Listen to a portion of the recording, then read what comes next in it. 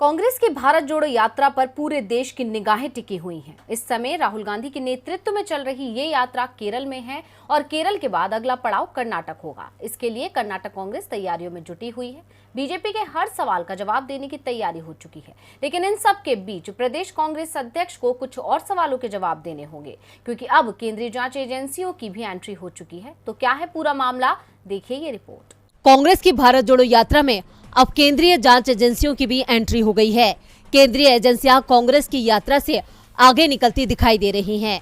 दरअसल इस समय राहुल गांधी के नेतृत्व में चल रही कांग्रेस की भारत जोड़ो यात्रा केरल में है। केरल में 19 दिन यात्रा चलेगी। इसके बाद 1 अक्टूबर को ये कर्नाटक में प्रवेश करेगी। भारत जोड़ो यात्रा कर्नाटक में पहुंचती है, उससे पहले ईडी का समन कांग्रेस प्रदेश अध्यक्ष के पास पहुंच चुका है। ईडी ने उन्हें पेश होने को कहा है।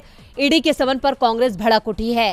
खासतौर पर समन की टाइमिंग को लेकर सवाल उठ रहे हैं। समन भारत जोड़ो यात्रा के बीच में आया है, ऐसे में इस पर कांग्रेस का रुख भी सख्त दिखाई दे रहा है।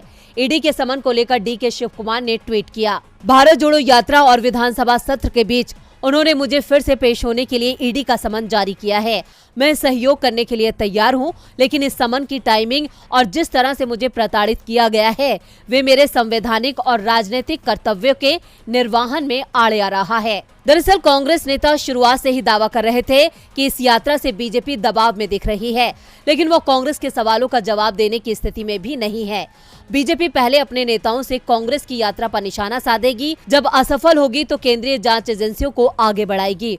और अब कांग्रेस पीसीसी अध्यक्ष को मिला ईडी का समन कांग्रेस के दावे को सच करता दिख रहा है। दरअसल कर्नाटक में 6 से 8 महीने में ही विधानसभा के चुनाव हैं और प्रदेश कांग्रेस ने बीजेपी सरकार के खिलाफ आक्रामक अभियान छेड़ रखा है, जिससे बीजेपी की सरकार मुश्किल में दिखाई दे रही है। बीते दिनों कांग्रेस ने कर्नाटक में भ्रष्टाचार के विरोध में 40% सरकार भाजपा का मतलब भ्रष्टाचार शीर्षक से एक अभियान शुरू किया था। डीके शिव कुमार ने 40% कमीशन गवर्नमेंट पर एक अभियान गीत भी जारी किया था।